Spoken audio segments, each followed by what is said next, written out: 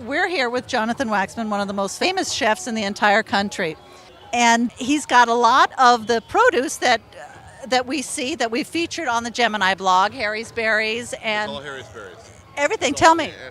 Absolutely, everything's from Harry's Berries. The Romano beans, the haricot vert, the tomatoes, obviously, basil, everything's from them. One thing that's not from them is the olive oil and sea salt. Why did you choose them? They chose me.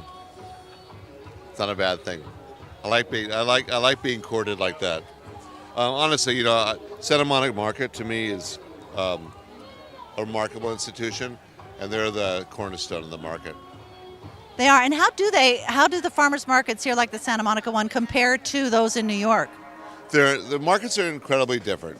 New York, we only have 110 growing days a year. That's it. They don't even put crops in the ground until May 30th.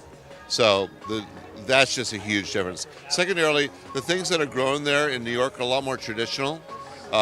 They're now starting to expand and get a little more adventuresome.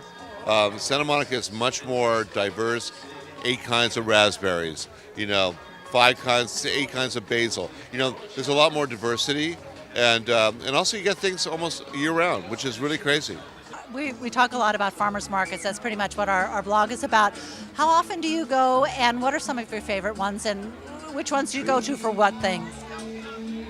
Well, when I'm here, the Wednesday farmers market in Santa Monica is probably my absolute favorite. I don't know, I find that there's more vendors, there's more to choose from, and some of my favorite herb and lettuce vendors are there, and mushroom vendors. But then I have one in my neighborhood in the Palisades too that I try to go to just to support the local neighborhood ones as well. I've been to the east side, but not as often. The thing about farmers markets also is that you want it to be something that is easy to get to. And things you can take home quickly so they don't perish. So the ones in my neighborhood are sort of my favorite. Santa Monica is amazing. I think that it's really sort of the visual portion of the farmers market, even if you don't buy anything, is so stimulating and so inspiring. And that's truly what it's about. I'd say, because people are like, yeah, but I don't really want to buy anything. And then don't buy anything. Just walk through them. Because a stroll through a farmers market is probably one of the most inspiring moments, even if you don't cook. It's the sheer color and the smiles on people's faces, the enjoyment of just shopping for something, touching something, tasting something, totally different than a supermarket experience. But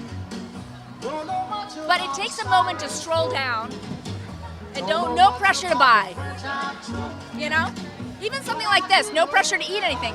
Just watch, sit back and watch how people react to food and the excitement that surrounds it.